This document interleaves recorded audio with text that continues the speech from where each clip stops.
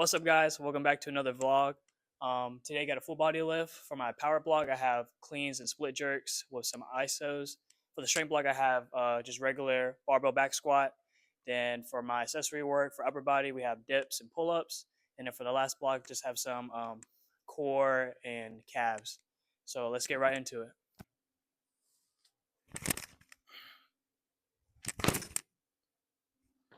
Just want to point out, I did remember to record the whole video in landscape mode this time instead of portrait.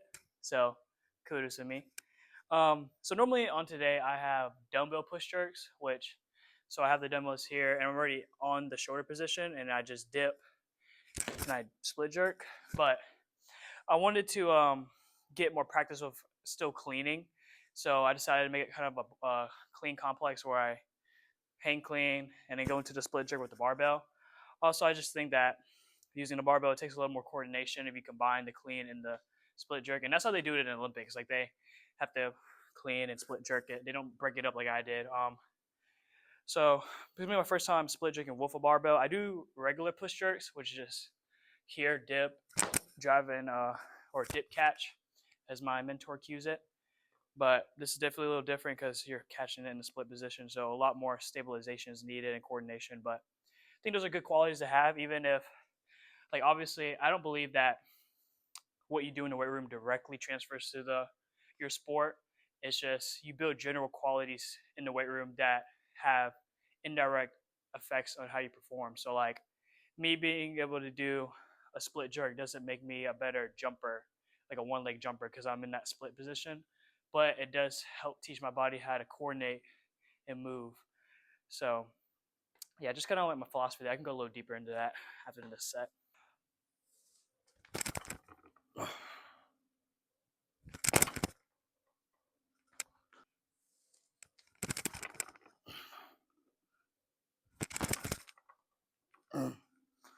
Things to think about when you're doing the split jerk itself is you don't want to be on a tightrope. So what that means is if I'm going to that split position, I don't want my feet to be like a stacked right in front of each other like a tightrope. Whatever hit width position you start with, you want to maintain that as you go into the split. So if I'm, like I said, hip width apart, I go to split, my feet shouldn't get here. It should stay out here as the same with I started. That definitely helped with balance because once you get to heavier weight, you're not going to be on like a tightrope here. You're going to be wobbling like this. So having a nice wide base to remain stable is really important. And then for the clean, like I said in the last video, things I'm working on is trying not to rock my hips forward. So staying stable on the ground, not rocking on my feet, which causes my hips to rock as I go to extend. Make sure as I high pull it, I'm pulling as high as I can while keeping the bar close to me, and then dropping under, breaking at the hips and my knees, not just catching it with my quads here.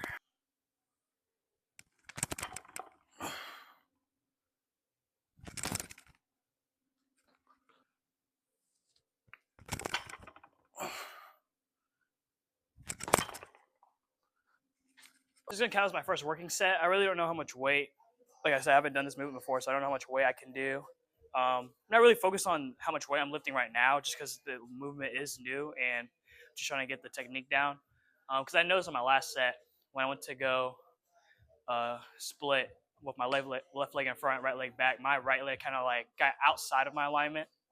So that's another thing they want to look out for. Like the same way you don't want your feet to be stacked right in front of each other, you don't want to compromise your base by kind of like starfishing your leg out. So boom, and I kind of go like out here, like too far out. Just might cause your weight to shift too much or something. So yeah, about to get into the first set. I'm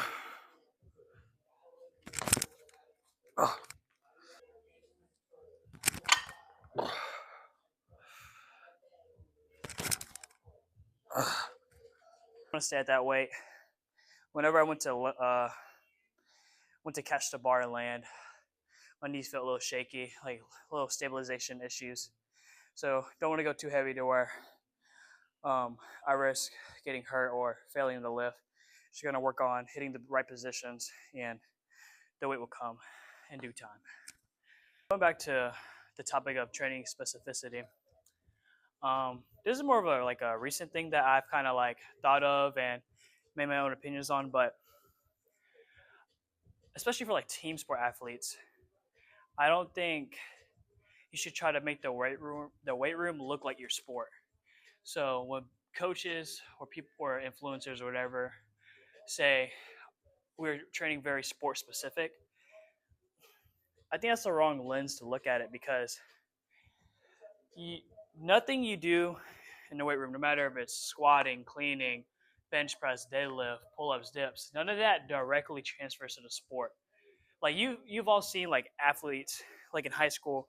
If you ever played high school sports, like you know that one athlete who was like really really strong in the weight room, but he may not have been the best player on the field because there's a misconception that the stronger you are in the weight room just automatically makes you a better athlete. It can make you a better athlete, but it doesn't. And so I think that the weight room should be viewed more as you're just building general adaptations that makes someone more athletic in the sense that they get stronger, more powerful, bigger, but that doesn't make them a better football player. It doesn't make them a better shooter. It doesn't make them better goalkeeper. Like the most sport specific training you can do is practicing your sport, which is on the court, on the field, wherever. Now, I do think like you could say you're trying to jump, you're trying to train to jump higher. So you could say that a trap bar deadlift may be more specific to jumping than a sumo deadlift or conventional barbell deadlift. But like if you look at it on a spectrum where this is as specific to sports you can be, and this is as general you can be, then like in reality on this spectrum, the conventional deadlift and the trap bar deadlift are like still this close and still that far away from the sport specific extreme, because this is where sport practice is. But anything in a weight room is going to be general. It's going to be just general. But so instead of like viewing specific exercise selection as sport specific, I would just look at it as like stimulus or adaptation specific. So you could look at it like for the trap bar deadlift, go back to that example. It's you could say it's slightly more specific to jumpers. It's better for the stimulus of jumping higher because when you get down to pull, you're in this shin angle position to already jump. But whenever you do like a conventional deadlift, your shin angle is still forward, but not as far as like a trap bar. It's kind of like more almost neutral-ish. Especially in sumo. Like sumo, you're all the way out here. Like this looks nothing like jumping. So I just try to stay away from like super sport specific training because then you'll see like gimmicky exercises like one leg stance Bosu ball, RDL into like a football catch. Like I've seen that type of stuff on social media, and those like performance coaches claim to be like sport specific coaches or sports training specific coaches or whatever. And like personally, I just don't believe in that. I'm also I have little coaching experience, so maybe they have some merit to their training style, like they've been doing it. But I believe if you look at the weight room as just the place where you build general adaptations, then that indirectly helps you become a better athlete. All right, so forgot I had these in my bag, so put these on the blazers on instead because they have a flat sole, not a compressible sole. So definitely felt the difference, and when I caught the weight, I was more stable in the split position. Just doing a split stance iso here, but also doing it with all my toes, my heels elevated. So I'm getting a stimulus to my patellar tendon, but also my Achilles tendon. Isometrics are great for strengthening your tendons. It stimulates collagen synthesis, which your tendons are made of collagen. So just helping rebuild it. I do get some knee pain, especially after I play basketball. So I just do some isos in my power block to help rebuild my degenerative tendons. I decided to jump up to 135, so let's see how this goes.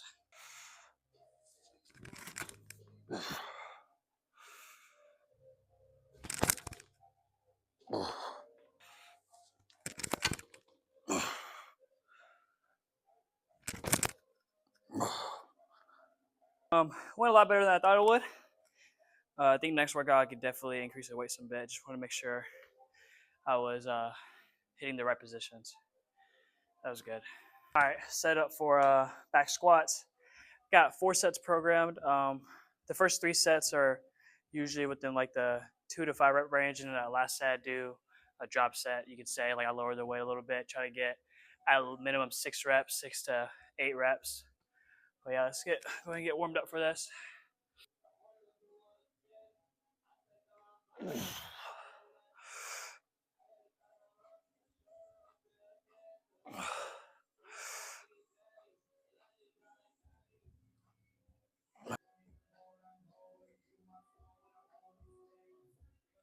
For my strength blocks, at least for this program, I normally don't have any other exercises put in that block, so it's just so I can focus solely on that one exercise I'm trying to get stronger at. So for my program right now, I have 4 different lift days, and each day has its own designated strength movement. So I'm focusing on bench, squat, deadlift, and military press or barbell shoulder press. There's nothing wrong with putting like an antagonist exercise, so that will look like a bench in a row, or a squat and a hinge, or a push pull. Well, I already said that with the bench in a row, but nothing wrong with doing that in your strength block. I just want to put all my energy and intent in one exercise for one block, just so I can really focus on getting stronger.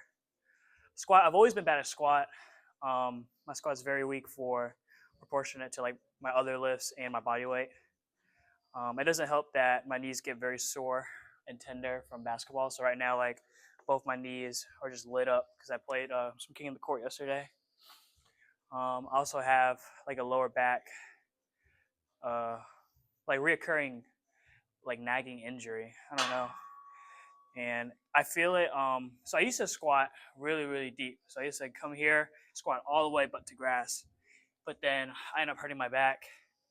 And I talked to some people, and I think like what I think it is like when if you look at my butt, it's called a butt wink. So whenever I squat down, down, down, down, eventually like kind of my lower back kind of rounds, my butt kind of like droops down and rounds at the bottom. And I previously thought that, like I swore I had read or saw something that said like the butt wink isn't correlated with any kind of like lower back problems or injuries, but my lower back hurts and I have a butt wink. So I'm trying to not squat all the way that I can, just squatting to where I have to. And the point where I'm trying to squat right now is at least having my hips to my knees at the same level. So about like boom, like right there. So it's not all the way down, but still like deeper than what most people do. I'm not trying to do what you see at the gym a lot of times where people just boom right here, half squatting. I believe there is a time and place for that, for like half squats and quarter squats, especially for like vertical jumping athletes. But right now I'm just trying to get stronger. For my standards, I'm very weak, especially in the barbell squat. So let's see how this goes. If my knees or back give out, I have these safety racks just in case.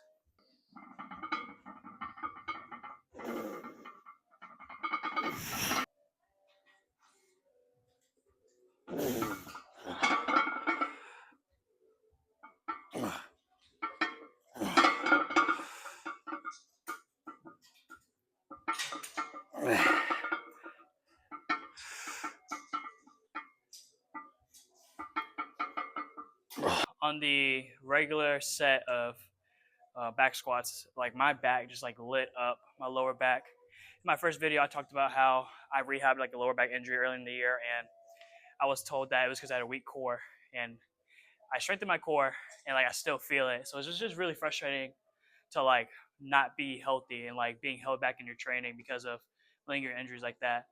I tried box squatting, and it made it somewhat better, but I still felt it. And so I just did 3 sets of the squats, and I cut the last set because I didn't want to like continue to aggravate it. So yeah, it's a little frustrating, but not gonna get too upset about it. Just gotta figure out what the real problem is, diagnose it, and then just rehab it as I should. But like I said, not gonna worry about it. I'm just gonna work around it. That's a big thing. My belief about injuries is like if you're injured and it's like preventing you from doing something, you should try to find a variation where it doesn't hurt, or like a range of motion where it doesn't hurt. So like barbell squats hurt my back, so I went to box squats, which hurt my back less. So I was also able to get a squat stimulus out of it.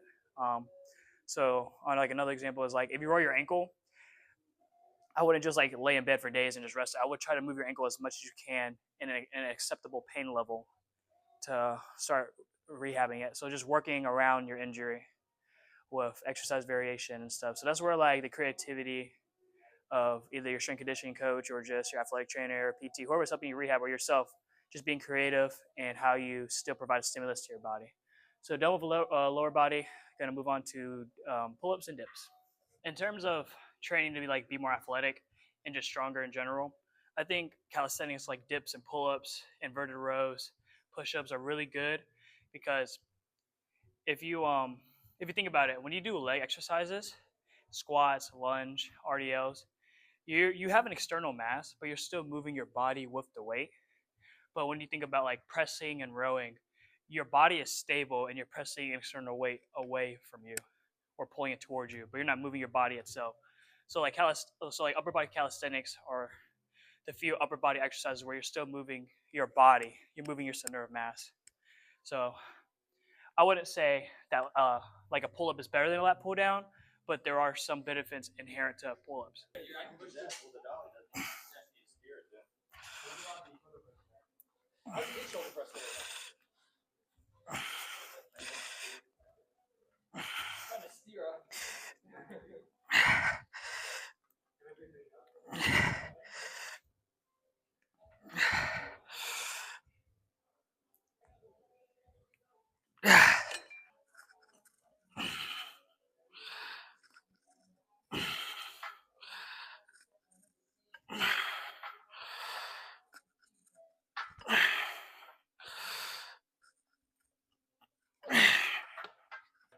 Kind of want to talk about how I progress throughout my program, how I progress my workouts.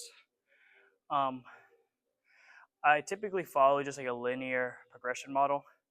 Every week, I just try to add a rep or two per set. So, like, say I bench press 100 pounds for 5 reps. The next week, I'm gonna try to do 6 reps, and then 7 reps, and 8 reps.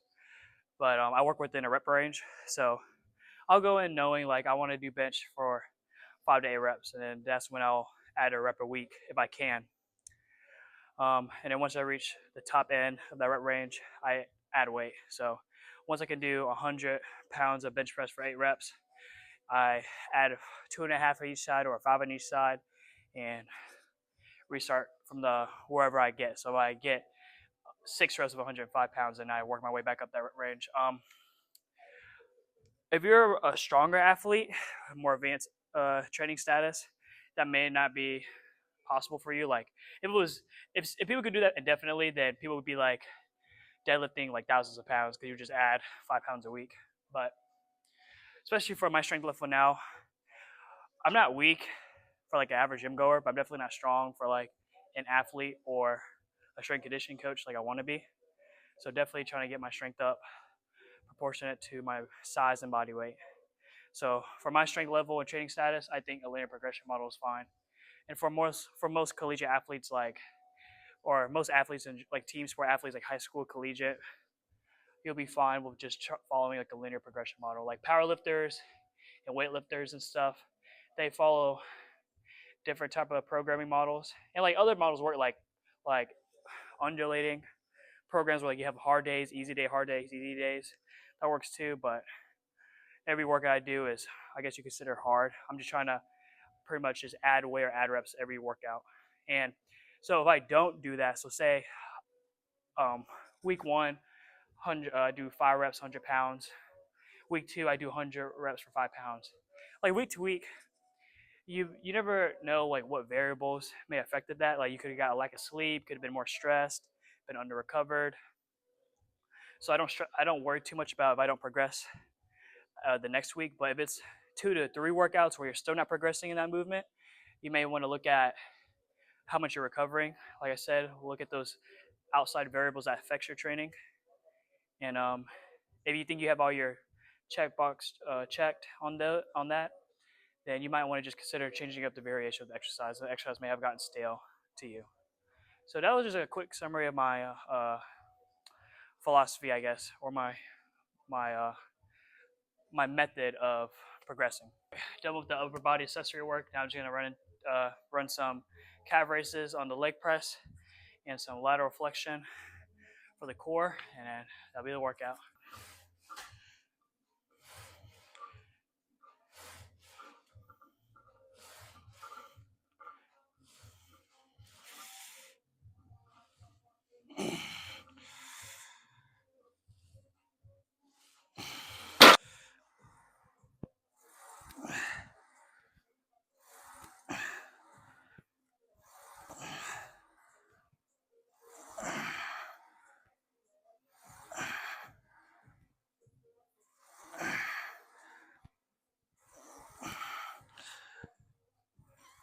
The way I look at ab training, your abs do like 3 primary functions: flexion, lateral flexion, and rotation. So every workout, I have one exercise dedicated to like one type of movement pattern that abs do. So today it was lateral flexion. So just have this machine bar here and just coming right here, right next to it, and just literally laterally flexing with some resistance. I'm sure you guys have looked up videos or seen stuff where it's like how to get abs in like 10 minutes, or it'd be like a 20-minute ab circuit, and it's like promise you like a 6-pack if you do them. I don't know why people think that abs should be trained differently than any other muscle. So like if you want to grow a bigger chest, you put resistance on the chest through a range of motion, and you strengthen the chest overall. So sorry if I hit the mic just now. So I think it's silly to think that doing like 10 exercises for 30 seconds all in a row is going to help you build strong and robust abs. Like obviously if you're untrained, then any type of training is going to give you a stimulus, and any training is better than no training. So I'd rather you do an ab circuit than not do abs at all. But if you're trying to like, actually grow muscle in the 6-pack, have some abs showing, have some strength, resiliency in that core, then you have to train like any other muscle and just put it through some resistance like regular resistance training. And so like this, I do lateral flexion for this. For a regular flexion, I just do what either toes to bar because my body's acting as a resistance, or I do weighted sit-ups, decline sit-ups, and then for the rotation aspect, I just do cable rotations where I'm here, boom, rotating. So that's just my little rant on ab training. It's just funny when people ask me like, how do I get abs, and then I tell them to actually train them and not just do circuits. But that's it for this workout. Didn't yep as much as I did the first one, so that's good. Please comment some questions down below. I would love to answer questions. That's one of my passions, or like why I want to be a strength coach, is I want to use my knowledge of the human body, fitness, and exercise to help better people's lives. And even if even if your question is not fitness related, just ask me it. I'll try to give you some advice, my opinion, some guidance, because strength conditioning is just my outlet, my way to help people, and I love to help people. So thank you for watching. Please hit that like and subscribe button, comment down a question down below, and God bless.